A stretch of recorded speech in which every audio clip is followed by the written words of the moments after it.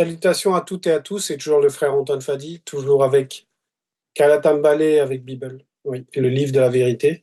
Et nous allons aller, comme avec les frères, page 723 dans le livre de Essombé, qu'ils ont appelé Paul de Tarse, mais son véritable nom c'est Essombé, un apôtre terriblement avancé, terriblement puissant, et le titre de son livre c'est La réconciliation.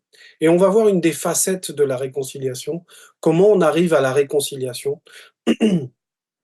Parce que il va nous faire ce qu'on appelle, donc Essombé va nous faire un témoignage, en fait.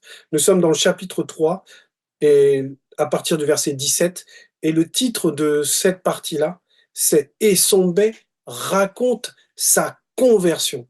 Essombé nous raconte, nous donne un témoignage de comment est la conversion. Parce que vous savez, beaucoup de gens dans cette réalité disent qu'ils se sont convertis.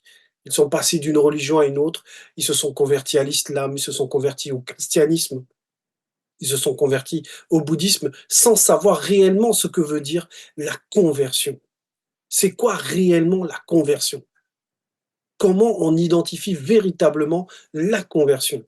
Pour cela, on va regarder, donc dans le titre, c'est Essombé raconte sa conversion, c'est-à-dire qu'il va faire le récit, il va nous apporter un témoignage de comment il a été converti, qu'est-ce qui s'est passé pour lui, c'est quoi la conversion. On va regarder déjà dans la définition, c'est quoi la conversion, on va dire, selon le monde, pour bien comprendre en fait. La conversion, c'est le fait de passer d'une croyance considérée, on va dire, comme vraie, la personne, donc, pardon, comme fausse, une croyance, on laisse quelque chose que l'on considère désormais comme faux, alors qu'avant on pensait que c'était vrai, pour rentrer dans une vérité, dans une croyance qui pour nous est la vraie, la bonne. Ça, c'est la première des notions. Et la deuxième, c'est le fait de changer, de se changer en autre chose. Et dans ces deux définitions, il y a effectivement les deux facettes de la véritable conversion. Il y a d'abord l'acceptation qu'on est dans le faux, on était dans le faux, on est dans l'erreur, et qu'on entre dans la vérité, donc c'est accepter la vérité. Et il y a ensuite la transformation, parce que cette vérité doit transformer la personne. C'est ce qu'on appelle la transformation, la mutation. C'est pour ça que Essambé, même beaucoup dans son livre, va utiliser le terme de la parole transformatrice, parce qu'il a été transformé et il va nous en raconter en fait le début, comment s'est passée sa conversion. Dans le verset 17, il dit ceci: les blancs et les sangs mêlés et tout le collège des non-initiés m'en sont témoins. Point. J'ai même reçu des blancs des ordres contre les frères non-initiés graciés, virgule, vers qui je me rendais afin de leur nuire. Point. C'est terrible ce qu'il est en train de dire là, parce que pour comprendre de quoi il parle, il faut revenir dans le verset d'avant, c'est-à-dire dans la partie d'avant, dans le verset 16 en fait de ce Essombé 3. Dans le verset 16, il dit ceci: et Essombé dit, deux points, je suis Sawa, virgule, né ici, virgule, mais j'ai été instruit dans la connaissance des Blancs, virgule, étant plein de zèle contre le verbe de Loba, étant dans l'ignorance, virgule, comme vous l'êtes aujourd'hui. Point. J'ai combattu la seule et véritable doctrine. Point. Donc, il part de ce point de départ. Donc, pour nous immerger dans son témoignage, il nous raconte ce qu'il était avant, en fait. Avant, il était, comme il le dit, il a été instruit dans la connaissance des Blancs, il était plein de zèle contre le Verbe et il a combattu la seule et véritable doctrine. Donc, il a et dans ce verset 17, il amorce le début donc de ce récit de la conversion en disant: les blancs et les sangs mêlés et tout le collège des non-initiés m'en sont témoins. Parce que effectivement, ces gens-là le connaissaient déjà. Les blancs, les sangs mêlés, les non-initiés connaissaient son zèle. C'était on va dire, une personne qui était engagée contre le verbe, qui luttait contre la vérité. Et il va il part de ce, on va dire, de son point de départ qui est d'avoir été dans le faux. Il commence par ça. Voilà. Donc, il va reconnaître que il a été initié dans l'anti-vérité. C'est ça le point de départ. J'ai même reçu des blancs, des ordres contre les frères non initiés graciés, virgule, vers qui je me rendais afin de leur nuire. Donc, il explique même comment il était mandaté pour nuire aux non-initiés graciés qu'ils considèrent aujourd'hui, quand ils parlent là, en tout cas à ce moment-là, qu'ils considèrent maintenant comme ses frères, en fait. Donc on voit déjà le cheminement parce qu'il part et il fait l'analyse de ce qu'il était avant. Et il va encore nous montrer les profondeurs de ce qu'il, en fait, de ce qu'il était avant. Verset 18. Tout ça par les moyens de pratiques interdites, entre parenthèses, sortir spirituellement du corps sans le verbe, virgule, accompagné d'hommes blancs sous la domination de quelques démons religieux et guerriers. Point. Donc même il explique, il décortique comment ça se passait d'aller lutter contre les frères qui, aujourd'hui, on va dire, les frères non initiés graciés. Comment il faisait? En gros, il utilisait la sorcellerie. Donc, Essombe était initié à la sorcellerie. C'était un sorcier. Ça correspondrait, on va dire, à ce qu'on appelle un inquisiteur papal. Quelqu'un qui avait donc une autorité pour aller faire du mal, en fait.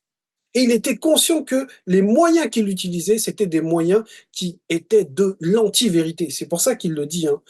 Tout ça par les moyens de pratique interdites. Et oui, c'était contre la loi, contre le verbe, contre la pratique des initiés, ce genre de sortie où l'âme intègre l'esprit et sort en fait pour aller combattre les non-initiés graciés.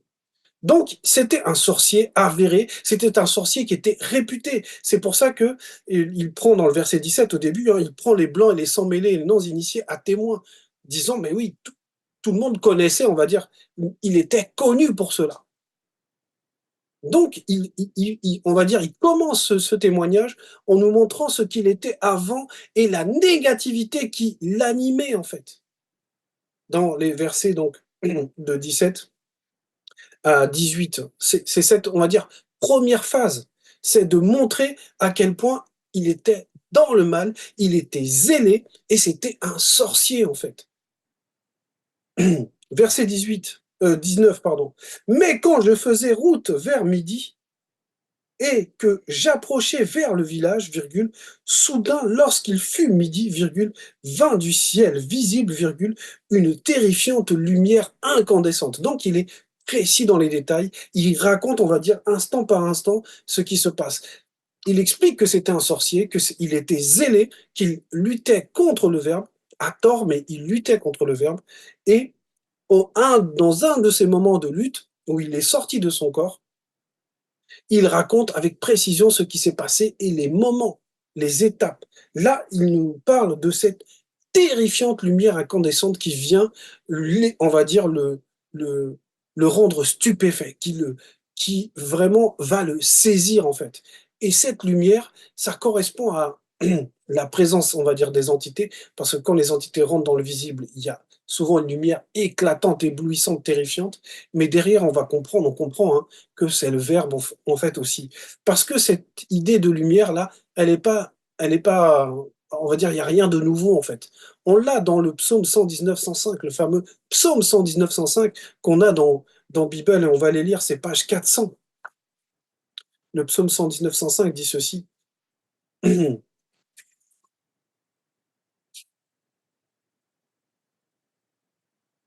Ton verbe est un puissant rayonnement manifesté sous la manifestation d'un flambeau incandescent à mes pieds spirituels, virgule, et une lumière vivifiante, intelligible d'une puissance incroyable sur mon chemin, virgule, qui est le chemin initial de l'obscurité mystérieuse des entités du grand ordre des choses, point. Et là, c'est Tondo, le roi Tondo, qu'ils ont appelé David, donc, qui parle, qui nous raconte comment il perçoit le verbe, comment le verbe guide son chemin, comment le verbe l'illumine.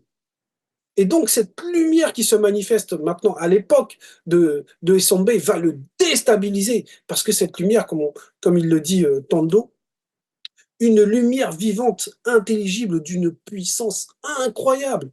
Et on sait que derrière cette lumière-là, pour ceux qui ont une Bible, ce sont les entités qui se sont manifestées pour stopper et dans son zèle amer, dans son zèle contre les non-initiés graciés. Donc on retourne page 723. Et on va dans le verset 20. Soudain, virgule, mes yeux spirituels furent plongés dans le mystère de la grande obscurité, virgule, et je tombai aussitôt, point. Donc on voit la puissance de ce que cette lumière a fait. C'est comme si là, vous êtes en train de rouler en voiture et tout d'un coup, il y a une lumière euh, éclatante qui apparaît dans le ciel et qui prend toute la taille du ciel. Et là, ça nous met complètement, on est complètement, euh, je veux dire, le choc que ça fait aux yeux, ça nous, voilà, on rentre dans un état second. Et c'est ce qui se passe ici. Ici, il dit, hein, en plus, avec précision, soudain, virgule, mes yeux spirituels furent plongés dans le mystère de la grande obscurité, virgule. D'abord l'obscurité, parce que l'obscurité va symboliser en fait, on va le débrancher, en fait. On va le débrancher de cette alimentation qu'il a à la source du monde occulte. On va le débrancher, on va le ramener dans l'obscurité, un peu comme, on va dire, on a dans certains films de science-fiction, genre, il y a le robot là, dès qu'on le débranche, dès qu'on touche à ce qui l'anime, pouf, il devient complètement éteint. Donc, et son là, on va le plonger dans l'obscurité parce que cette obscurité est essentielle. L'obscurité, c'est le point de départ. C'est à partir de l'obscurité qu'on façonne, que ça soit même la lumière qui est façonnée à partir de l'obscurité, ou que ça soit même la femme Muto qui a été façonnée parce qu'on a mis Moto dans l'obscurité. On a endormi Moto. Donc on le plonge dans l'obscurité. Donc, et son B, pour que on le façonne, pour qu'on le travaille, on va le plonger dans l'obscurité. Et ensuite, et je tombais aussitôt, parce qu'il est plongé dans l'obscurité, donc il ne voit plus, il n'a plus la vision spirituelle. Donc on le déconnecte de ce qui a alimenté ce zèle-là. Et quand on dit que je tombais aussitôt, c'est que cette chute-là va représenter la perte de sa position, de ce qu'il était, de cette gloire qu'il avait du monde occulte, de ce zèle, de cette notoriété qu'il avait. On enlève tout ça, on le coupe de tout ça. En gros, on l'isole complètement. Verset 21. Tout tremblant et stupéfait, virgule, j'entendis une voix mystérieuse et transperçante qui me disait deux points. Et son bé, importunes-tu les non-initiés graciés? Point d'interrogation. Donc là, il rentre dans les émotions qu'il ressent, il nous donne cette description, tout tremblant, c'est-à-dire que là, il n'y a plus cette force, il n'y a plus ce zèle, il n'y a plus cette arrogance, il n'y a plus cette volonté de nuire, il y a ce qui le fait trembler, où là, en gros, il ressent la faiblesse, et stupéfait parce qu'il ne s'attendait pas à ça. Là, il a été frappé, il a été marqué par par ce qu'il a vécu, par ce qu'il vit à ce moment-là. Quand cette lumière vient, éclatante, puissante, le plonge dans les ténèbres, il est complètement désemparé. Et son B, virgule, importunes-tu les non-initiés graciés, pour l'interrogation. Verset 22. Quelle iniquité as-tu trouvé dans le verbe de t'étais, virgule, pour t'éloigner de lui, virgule, et pour aller après des choses de néant et n'être toi-même que néant, point. Donc ici, cette voix-là, avec qui lui parle, avec cette voix mystérieuse, avec le V majuscule, qui s'adresse à lui depuis le verset 21, quelle iniquité dans le verset 22, quelle iniquité as-tu trouvé dans le verbe de t'étais? Et il connaît ça, il connaît ce mot-là, tété, il le connaît. Parce que, comme il l'avait dit dans le verset 16, comme on a lu tout à l'heure, je suis Sawa, virgule, né ici. Donc c'est un enfant de la patrie qui parle la langue originelle et qui est de la tribu, de la race originelle. Donc ce mot-là, il le connaît.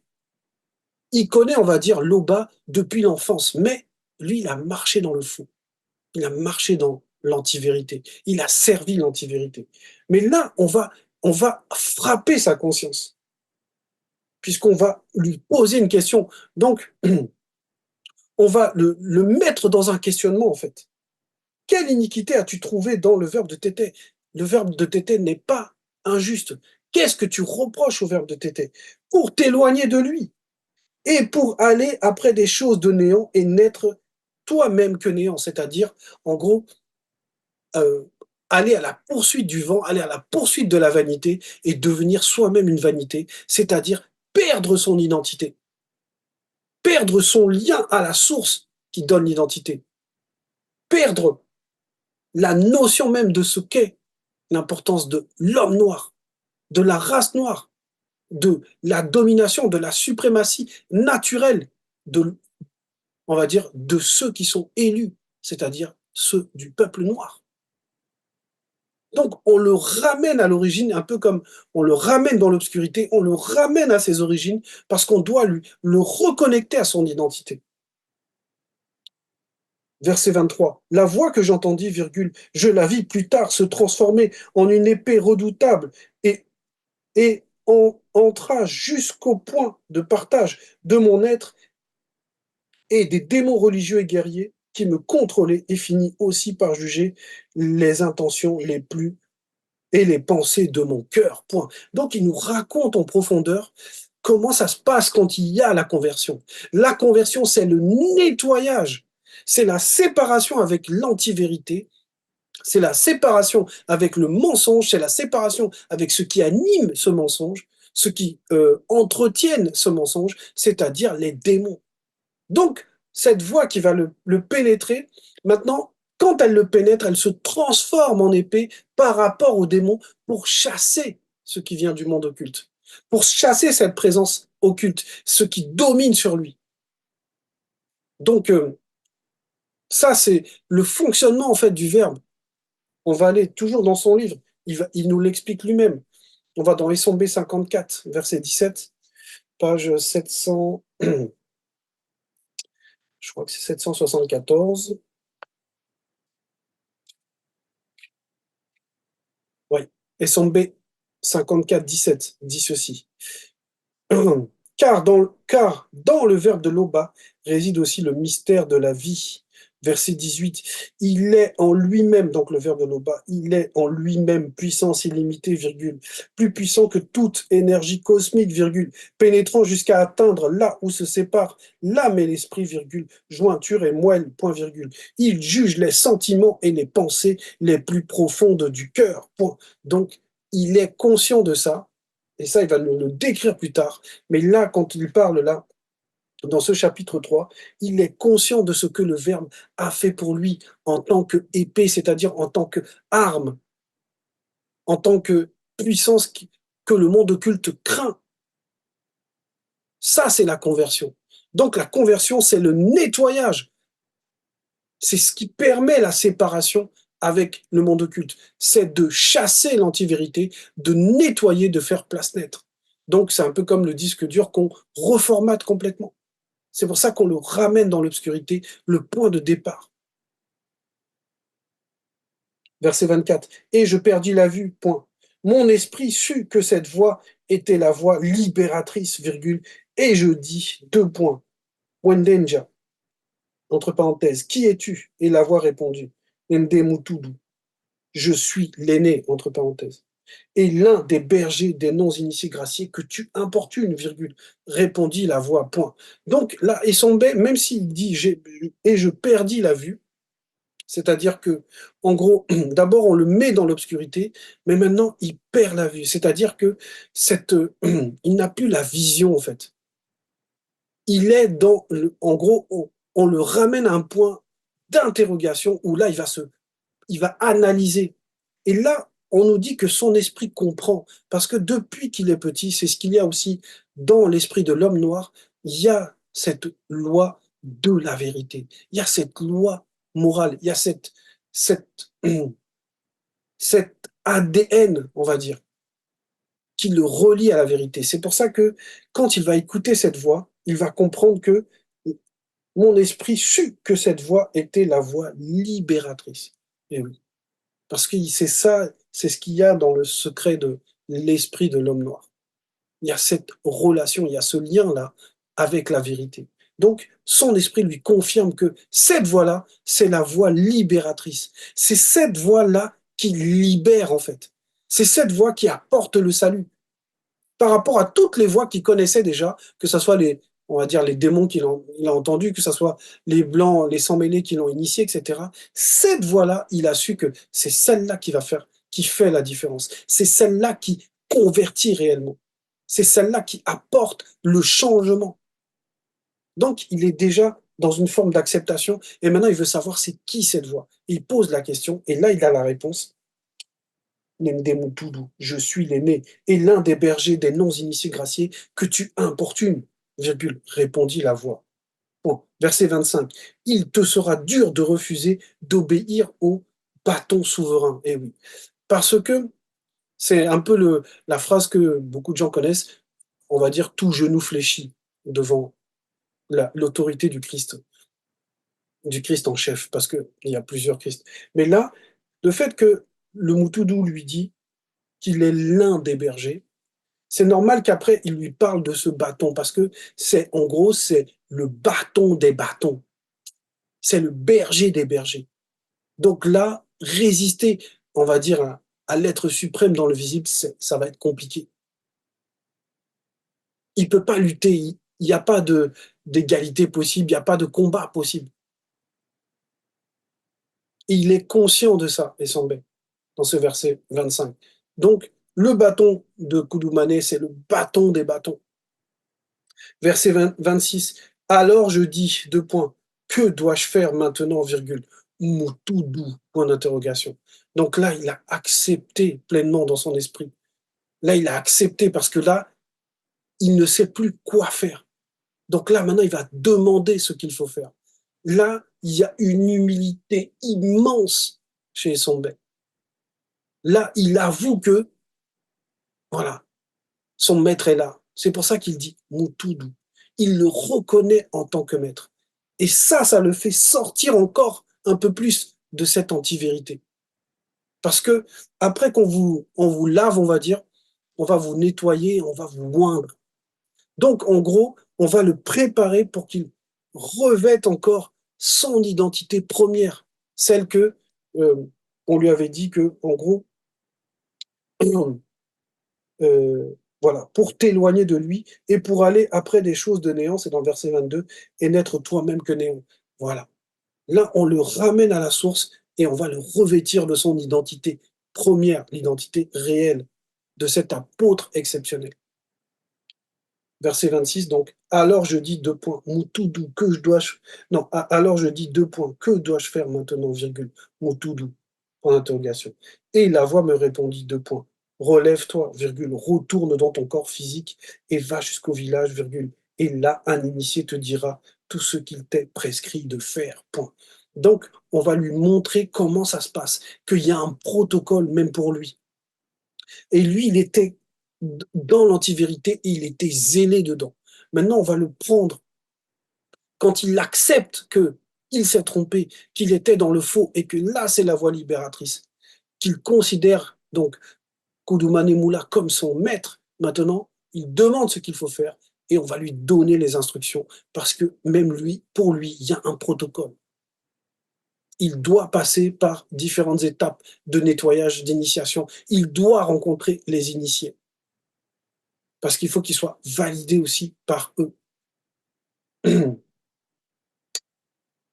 Verset 27. Je sortis de cette rencontre profondément bouleversé et définitivement persuadé que ceux que je persécutais étaient les bergers de Jokisabe, virgule, envoyés par Loba pour le salut du peuple noir. Point. Donc, il a accepté premièrement son Mutudu. Il a accepté le berger en chef.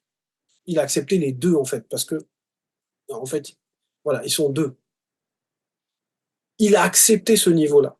Maintenant, il se rend compte qu'il luttait contre des personnes qui, en fait, sont les réelles personnes mandatées, contrairement à lui, qui, quand il était dans le monde occulte, n'avait pas été mandaté par la vérité.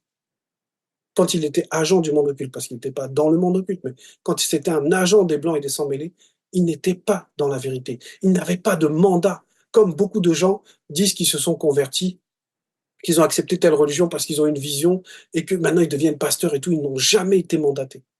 Parce que le mandat commence par, avant même d'être mandaté, on doit mettre la parole libératrice à l'intérieur de la personne.